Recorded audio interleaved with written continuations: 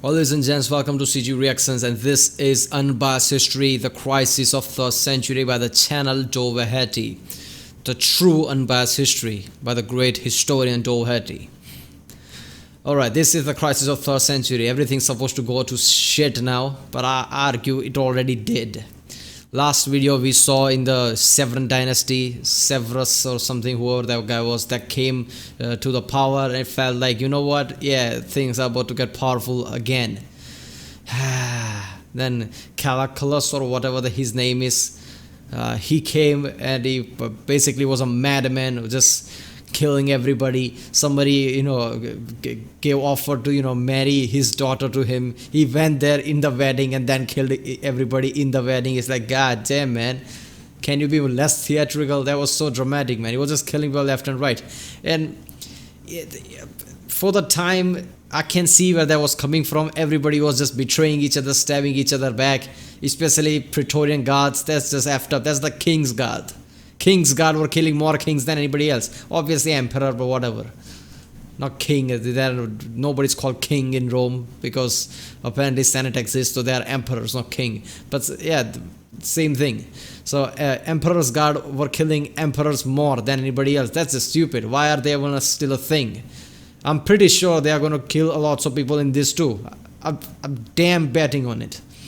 So yeah, he was madman, killing everybody left and right, and that was understandable what happened to his predecessor before him. Then, Elagabalus or something like that, that guy came who was just crazy apparently. He was just, transgender, dressing like that, and, just doing effed up thing, naked women, dragging his whatever chariot forward. He was appointing people who had bigger dicks to more power. That was just so stupid. I mean, after all this thing happened, and then after all that he died and some mama's boy came into power. He was just a bitch, just paying people off rather than killing them, paying Germanic tribes, paying people who in the past fear Rome. Romans came and they just got decimated. Now the Romans are paying them to just keep the peace. That's just signal like, we are effed, you can come invade us. So it all went to shit in the last episode. It just was horrible. And I guess the crisis of 3rd century, let me guess, lots of people are going to stab each other in the back. Lots of emperors are going to come and die. In the end, nobody's going to loyal to anybody, and everybody else from the outside is going to come and burn Rome into the ashes or something like that. There's going to be probably 50 new emperors coming into this just one episode. Alright, let's watch the video. This is just seriously, I've never watched a historical video in my past any time and get this pissed off. This is just effed up, man. Romans was basically untouchable and their own greed is killing them.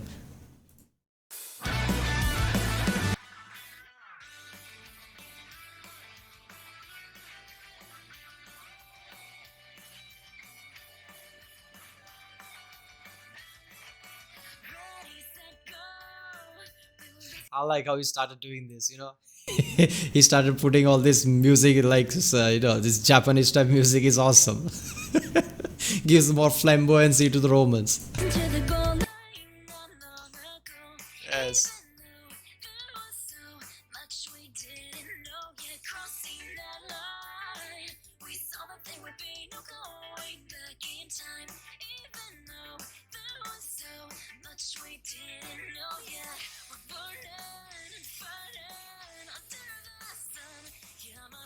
Oh god.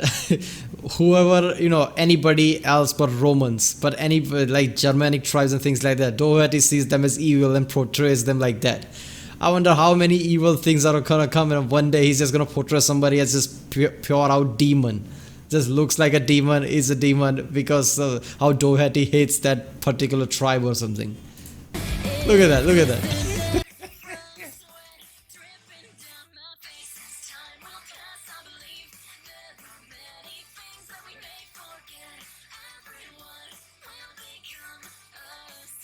Oh, look at that.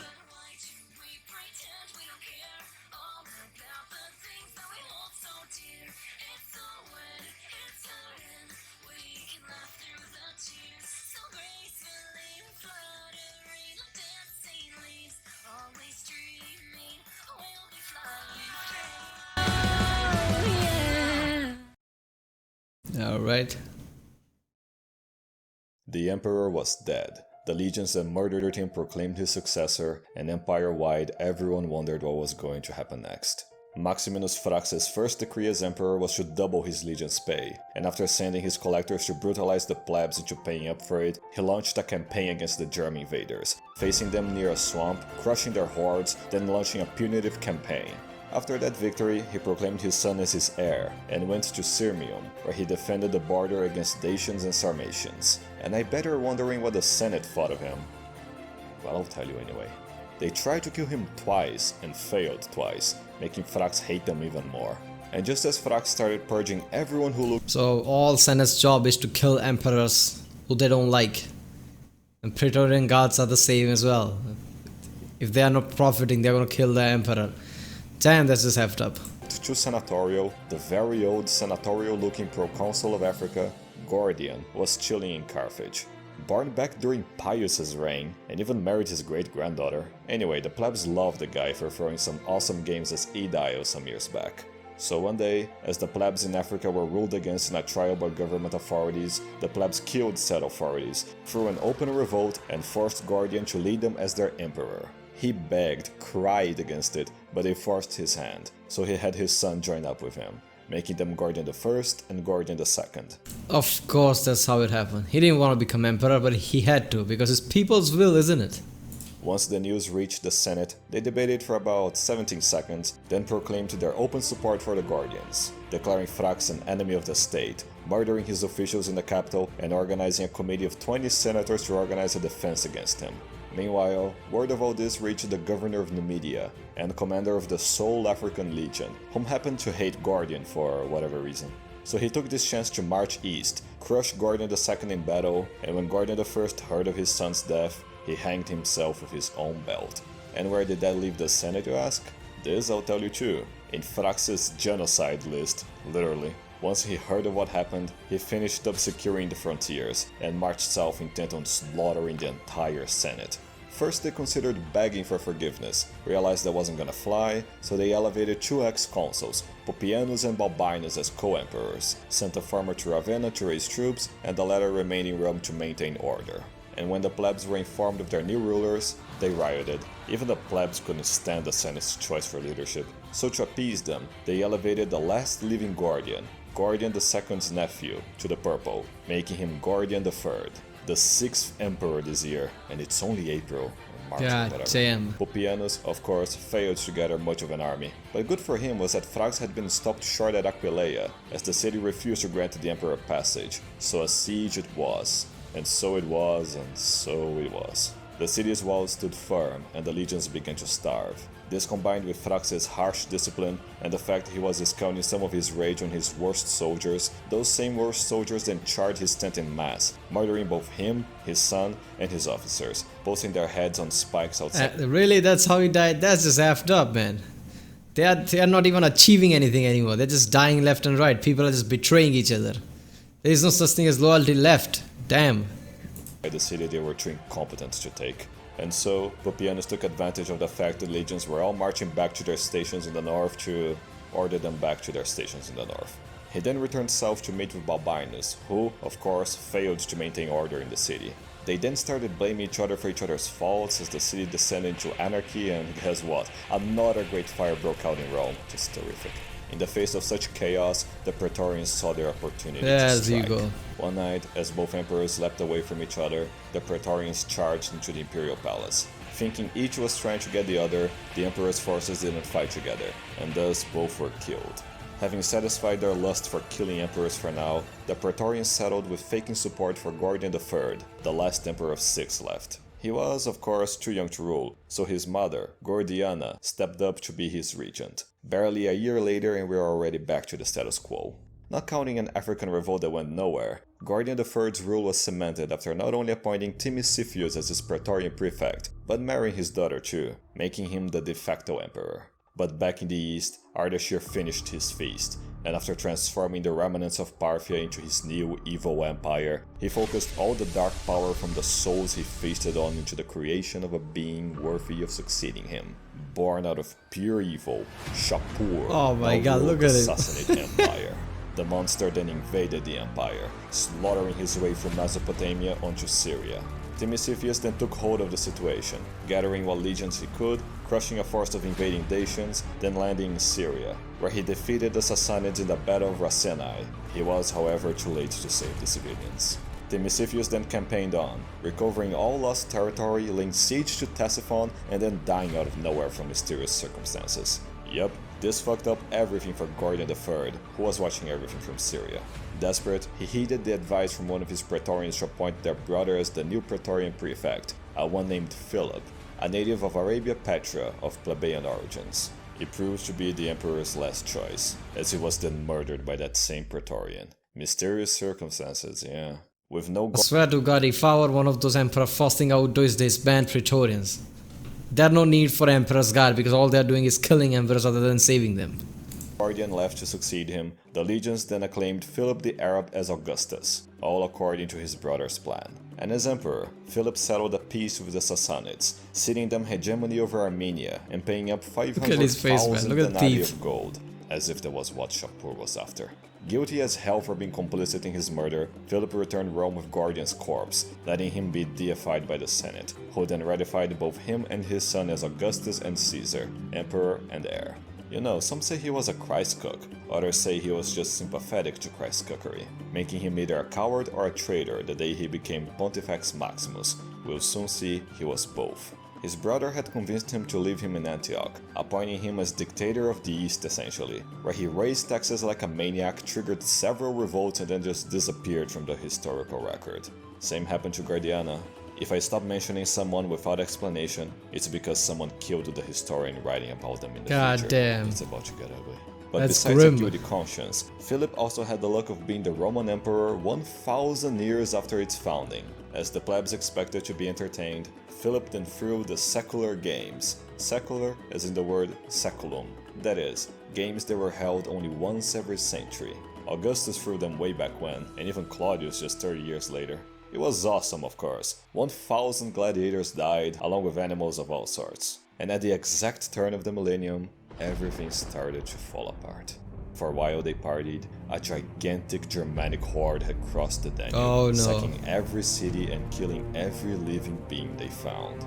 From the hellhole of Germania they came, seeking only death, pain, and destruction. The Goths had invaded. Led by the demon king Geneva, the Goths prepared to spread their terror through the Danube and beyond. Having been taken by surprise, the Danube legions were then attacked again by the Dacians, whom had moved through Dacia and crossed the Danube. Philip would eventually push them back towards Dacia, but that's it really. What was once meant to be a platform for further conquest was now a liability that exposed the empire for invasion. The legions then reorganized and asked permission from Philip to lead a counter-offensive against the Dacians and Goths, but Philip refused out of cowardice, so the legions revolted against his rule. When Philip heard of the revolt, together with another 3 pretenders rising up against him, he considered abdicating power.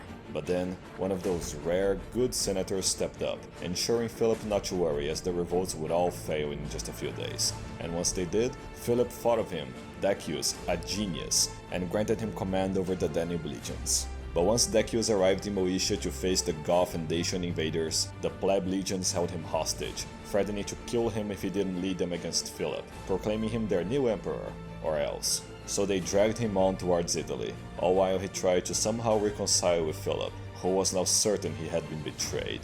So he attacked Decius in the battlefield, got annihilated. I'm sure that's what happened.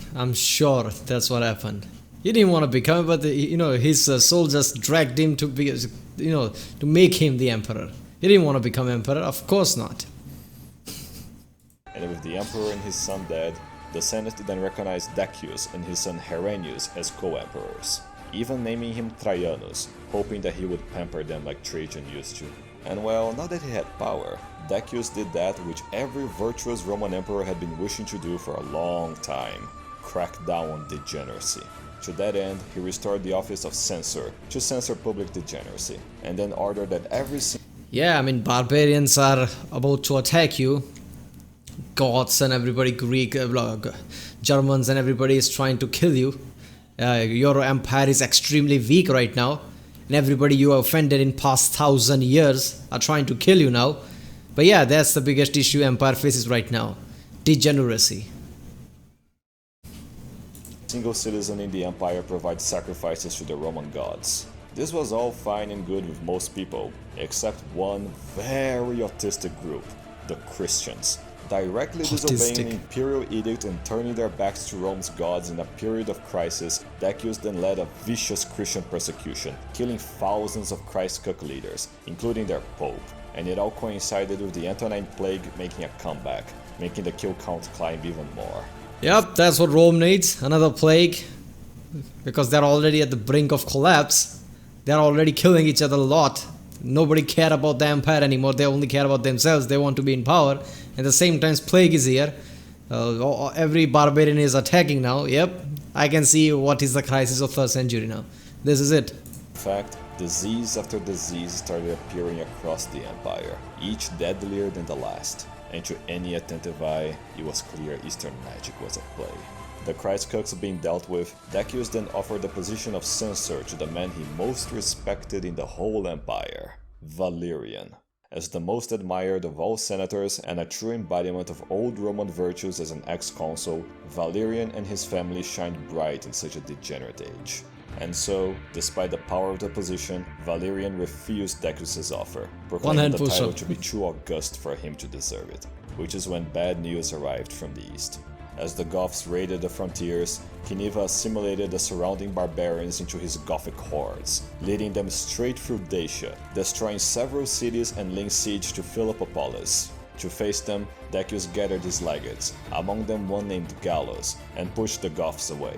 But as he did so, Cniva's endless hordes counterattacked, scattering the legions, but Decius managed to maintain cohesion.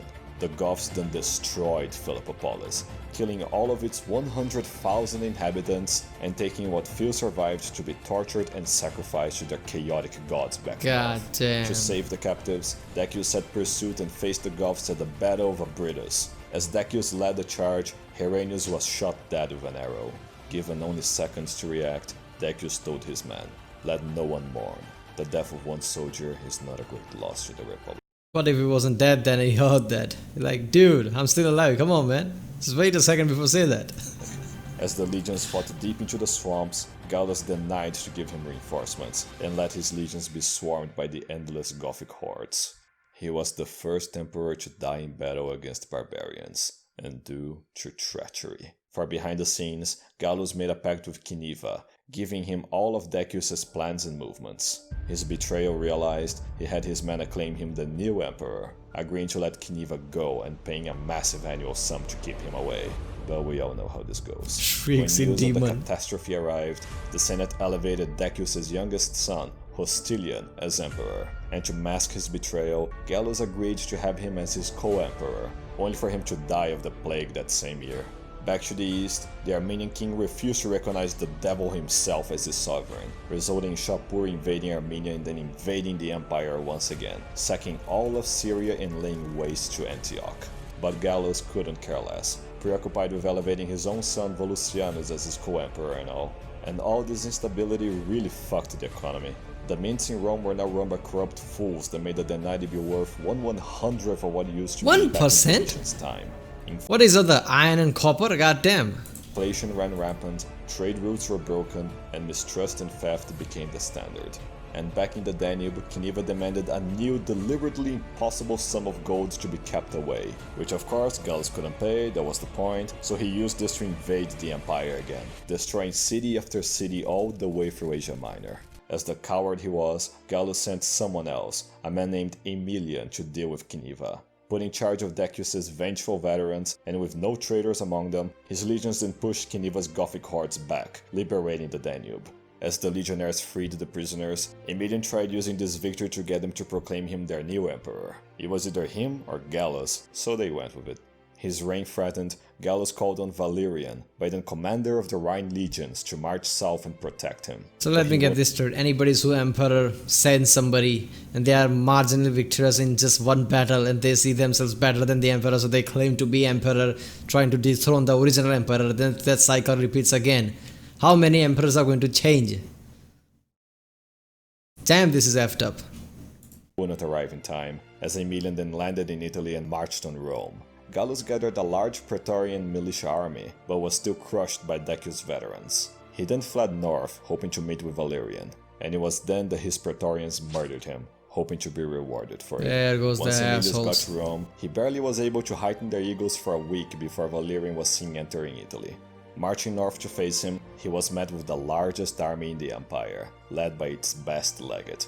Never being loyal to Aemilian to begin with, Decius' veterans defected him en masse, leaving him with just enough to share in Gallus' fate. Universally hailed as the new emperor, Valerian embraced his duty alongside his son, Gallienus, making them both co-emperors. Seeing as the east was being ravaged by Shapur and his withdrawal from Maybe the a Rhine comeback? made the Germans invade again, Valerian set to go east and left Gallienus in charge of the west. And in the west, Gallienus would reform the military into relying far more on cavalry, merging all cavalry units across the Western Empire into one elite mobile force, allowing him to move around far more quickly than any emperor before.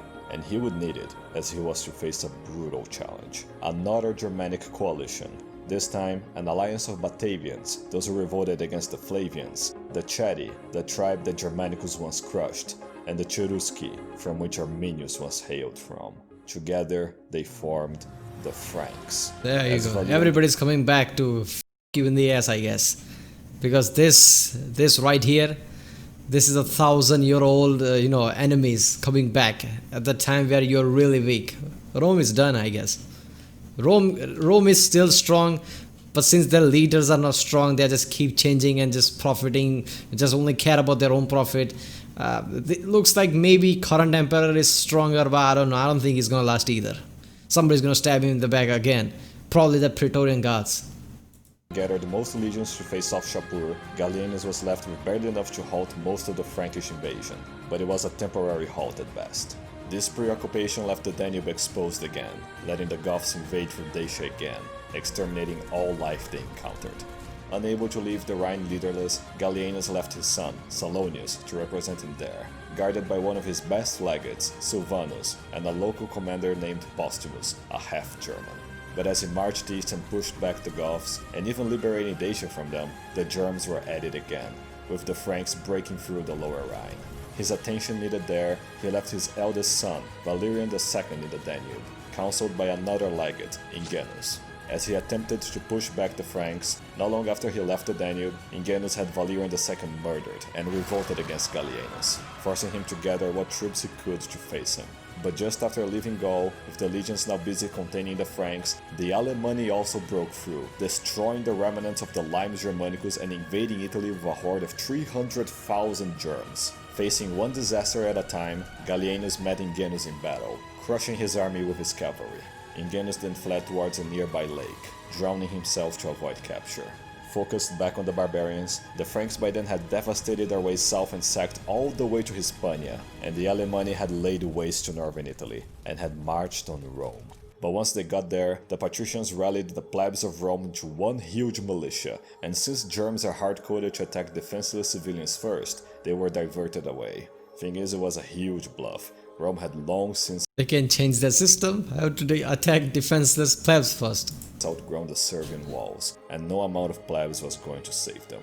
Seeing the carnage left over by the Alemanni himself, Gallienus gathered his 60,000 strong legions and attacked the Germanic horde, slaughtering every last barbarian through use of his cavalry divisions. Having saved Italy, Gallienus was proclaimed Germanicus Maximus by his men.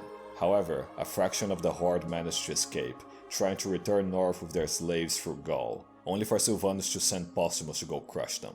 He then ordered Postumus to give back all the wealth the Germs had stolen back to its owners, but Postumus refused, giving it to his pleb legions instead, and thus bribing them into acclaiming him the new emperor, all while the Cyprian and Antonine plagues spread further, and the economy continued collapsing.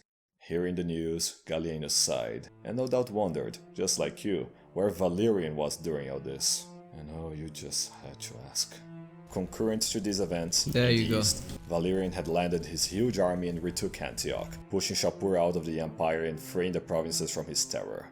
There, he had sent word to the Senate to continue Decius' persecution against Christians. If they didn't make sacrifices to Roman gods, they were to be killed. Such was the fate of Pope Sixtus II and several would-be saints, including Bishop Cyprian, whom had a plague named after him. Indeed, another plague that began killing countless Romans by the scores. While they invaded by land, the Goths also stole an entire fleet of ships, using it to raid the coastal cities of Anatolia, landing and ransacking their way into Cappadocia. Valerian then marched north to face them, but before he could, his army was struck by the Cyprian plague, and struck hard. Countless legionnaires died every day, the leadership was devastated, and the legion's manpower reduced immensely. It was while leading the shadow of an army that Valerian heard Shapur had invaded Mesopotamia again. He then positioned his remaining legions outside the city of Edessa to halt Shapur, sending his treasurer, Macrianus, and Praetorian prefect, Ballista, to await him in Antioch.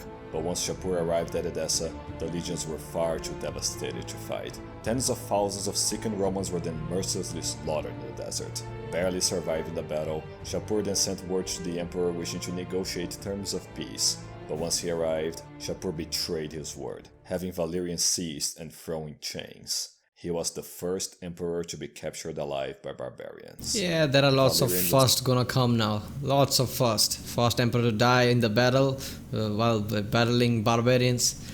First emperor to be captured. Lots of first are coming. Spent the rest of his life being tortured daily by Shapur, being beaten and humiliated at every opportunity, being used as his personal footstool. And after 4 years of pure torture, he told Shapur he wished to pay him whatever he wished if he could be allowed to see his family again. In response, Shapur had Valerian flayed alive, and his corpse publicly displayed, so that all of Shapur's victims would know that there was no hope.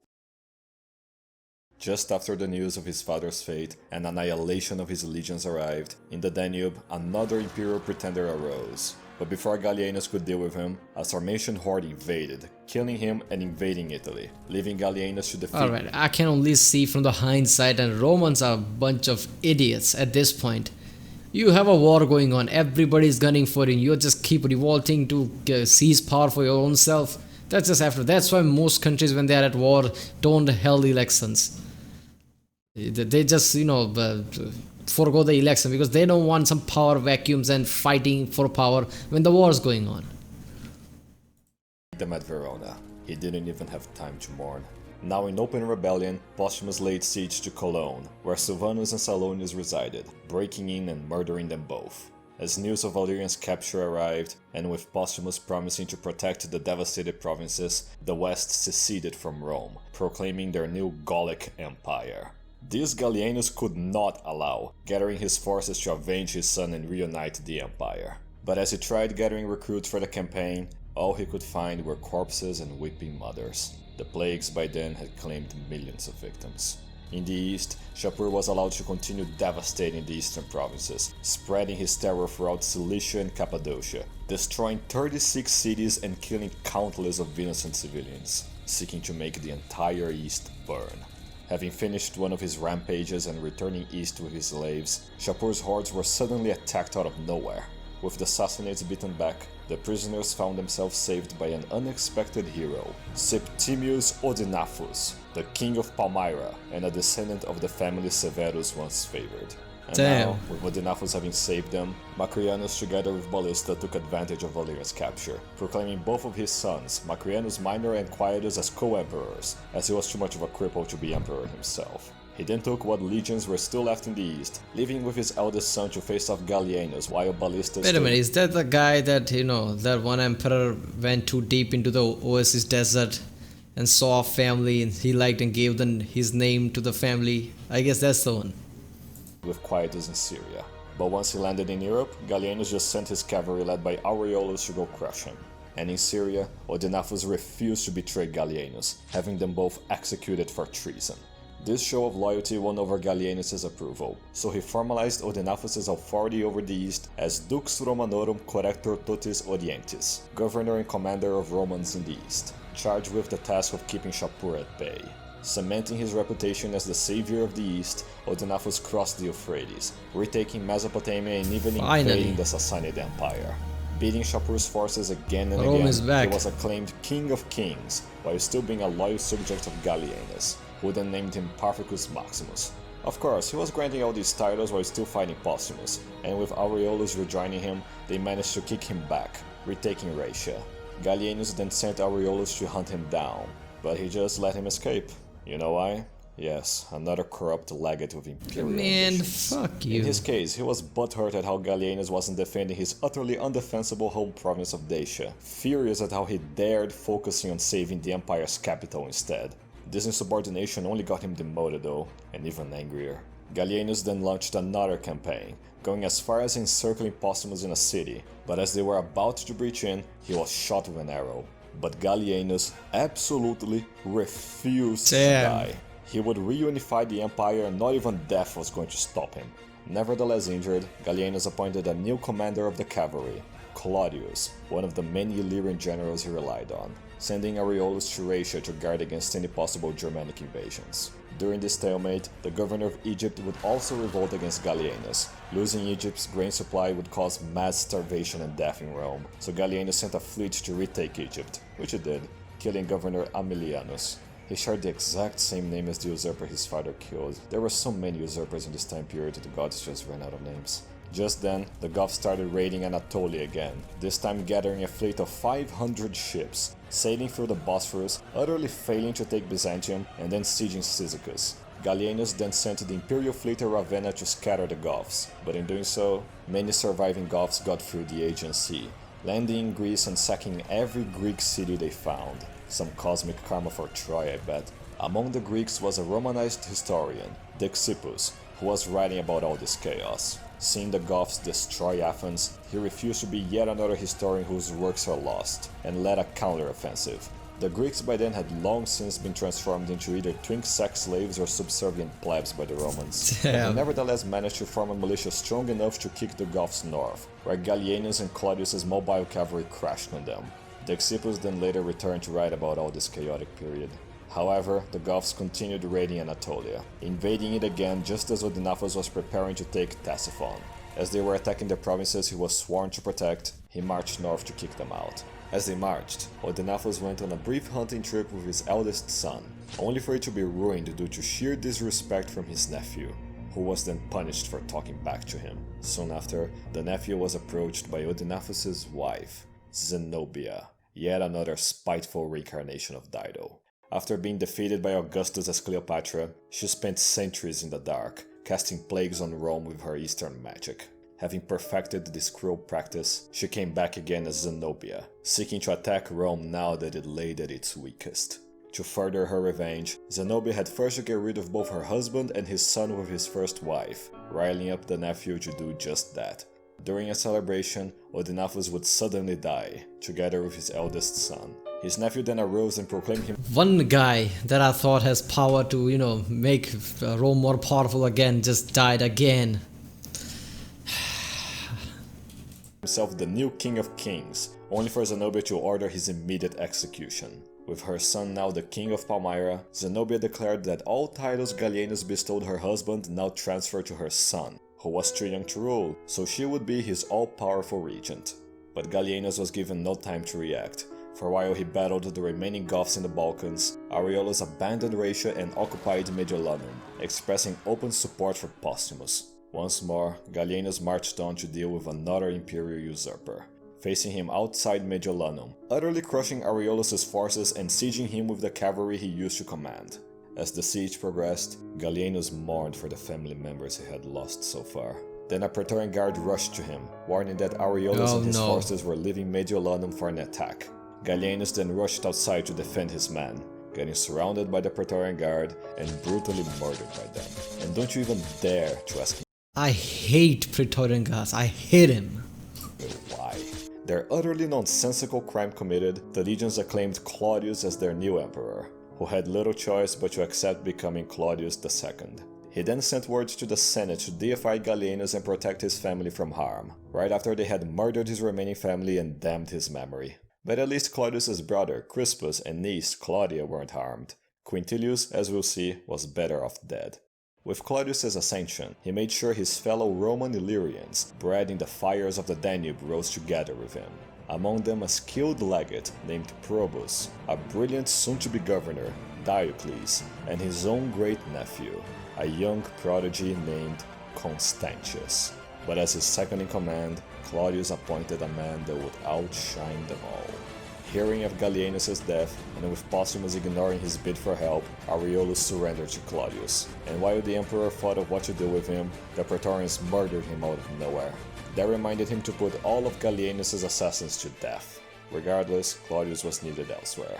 As after Aureolus left Raetia unguarded, the Alemanni invaded the empire again, seeking to plunder Italy again.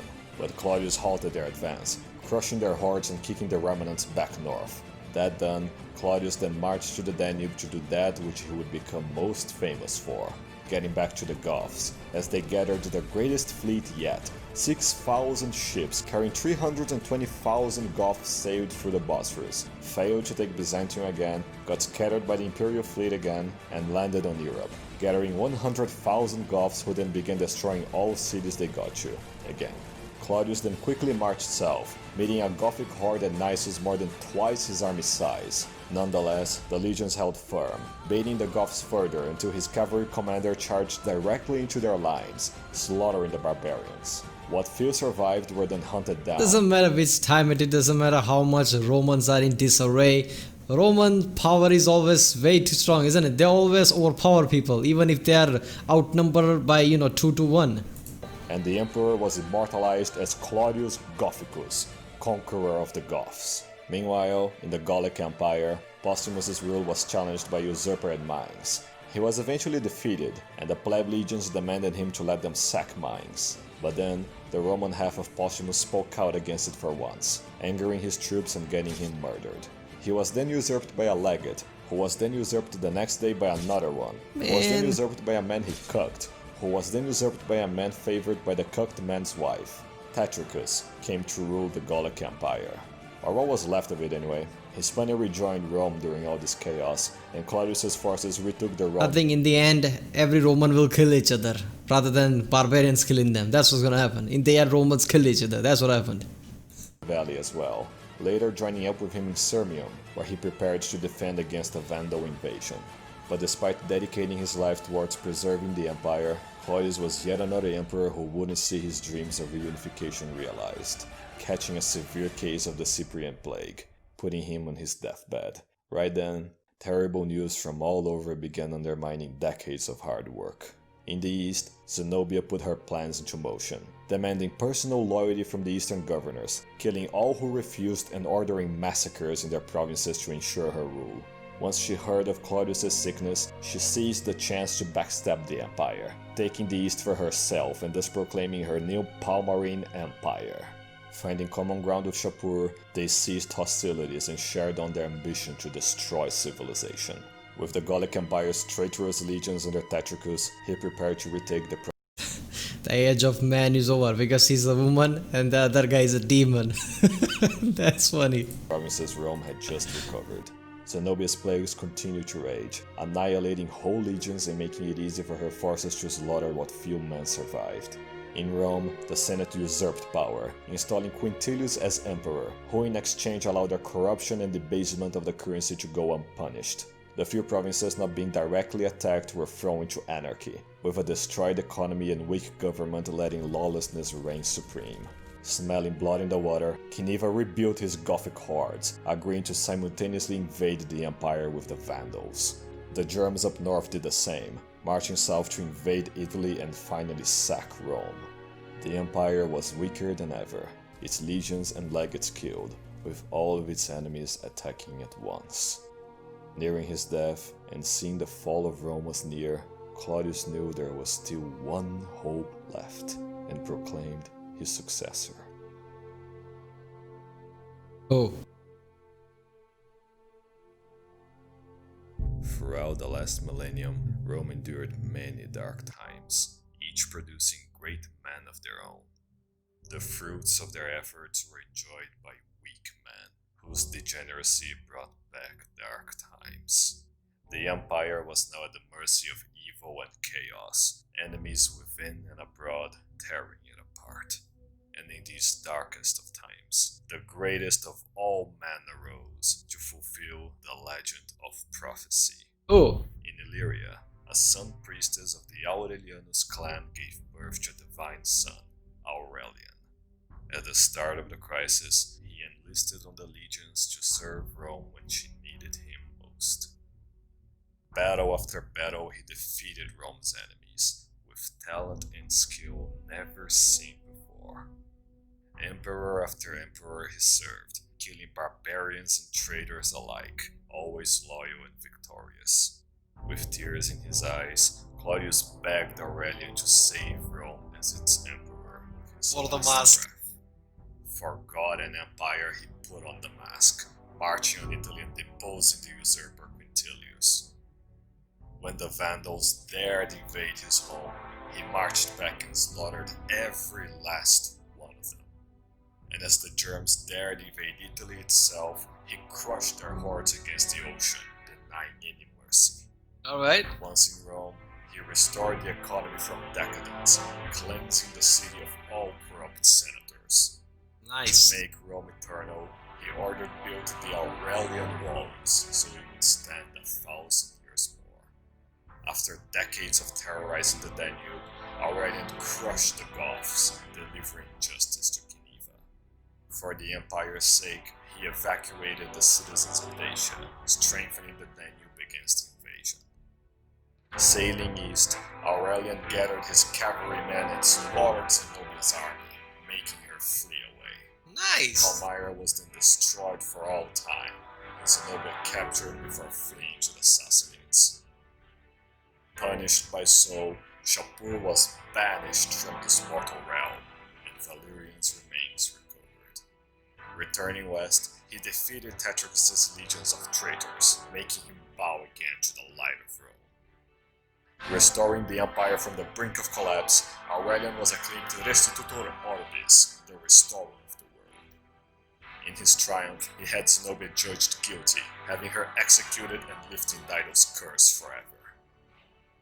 Ruling alongside his wife, he eradicated degeneracy from the streets, restoring law and order to Rome.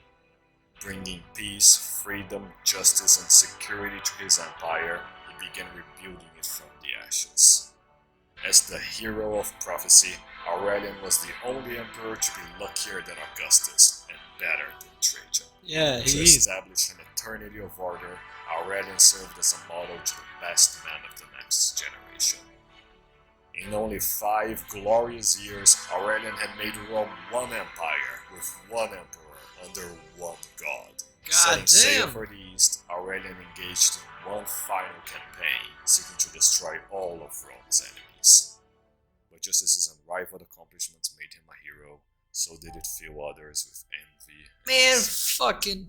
As Aurelian built a world of good and order, their evil and chaos grew more and more threatened.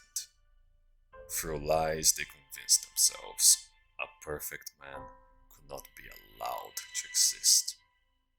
In the darkest of nights, the Praetorians gave in to their evil and committed their worst crime.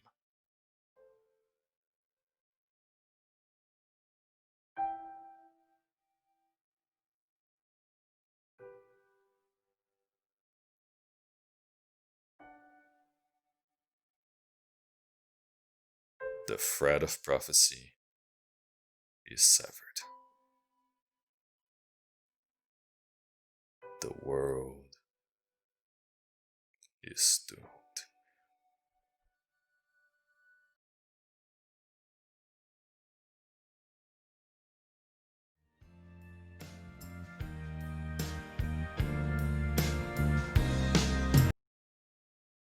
I hate Praetorian Guards.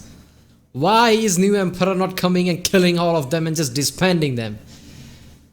I did not know that would happen. Aurelian is apparently better emperor than anybody in the past. He's better than Trajan. He's better than Augustus, obviously. Rome was done. Rome was completely done. Every stupid idiot was trying to become an emperor. This guy came and saved it. Nobody has done that in the past. And the damn Praetorian Guards killed him again. I hate those guards. That last thing was such a turnaround. I did not see that coming. Aurelian really did save Rome. Damn. I thought that was it. Rome was done. Oh my god, this was such an awesome episode. I loved it. Every single minute of it, I loved it. Rome almost collapsed obviously because of everybody's greed, everybody wanted to become emperors, everybody was stabbing each other. Even though there are barbarians who are apparently trying to invade Rome, can they see that this is not the time to try to take power? There will not be a power left if barbarians kill everybody. And yet people just cared about themselves. They didn't care about Rome, they didn't care about empire. They were just stabbing each other in the back trying to take power. At the same time, plague came in. Like Rome wasn't already screwed. Plague came in. That killed a lot of people. And obviously, like I said it in the start of the video, I knew it. Praetorian Guards. Again, killing key peoples. Why is there such thing as Praetorian Guards? I'm tired of saying this. If I were one of those emperors, first thing I would do is kill off every single Praetorian Guard and make sure that uniform of Praetorian Guards are burned. And there is no traces of them left even in history, like there was such thing as Praetorian Guards. Emperor's guards, there is no such thing. They are just killing emperors for their own gain. And by the time of the crisis like this where Rome is about to fall, I would also purge the Senate entirely because they are doing nothing but, for their own gain, killing emperors. This is not the time to cause instability inside. Romans are really powerful. Even at times like this, they are really powerful. Even if they are outnumbered by 2 to 1, 3 to 1, they still demolish everybody. This is the time to, gather around. That's what he did. Aurelian did that. And he brought back the empire. That's just commendable. No, Augustus didn't do that. Trajan didn't do that. Not at this scale. So he was much better than Augustus and Trajan. Why the hell haven't I heard about him? I heard about Julius Caesar. I heard about Augustus. I didn't hear about Trajan, but yeah, already I can see how he was big. Aurelian was basically saved Rome. I think he's not known because maybe when he saved the Rome, it didn't last longer. I'm pretty sure Rome's about to collapse again. So if whatever you did didn't last longer, if it's your fault or not, that's not the point. If it didn't last longer, you're not going to be recognized as that big, I guess. Man, oh man, this is so heavy. Next episode is Diocletian's treachery. And then the Constantine the Great. Okay, so that Constantine type of name that guy was, that's Constantine the Great, who created, I guess, Constantinople. Byzantium's renamed. Oh, I didn't notice that the first time when I heard his name. But yeah, that's the third episode after next episode. So maybe that's him. I'm getting pissed off. I've never been this pissed off watching any historical videos. Towhat is really good. Get this emotion out of me. Everybody's stabbing each other back, especially those Praetorian guys. I hate them. Whenever I see purple, I hate them. Alright, if you like my reaction, don't forget to like and subscribe.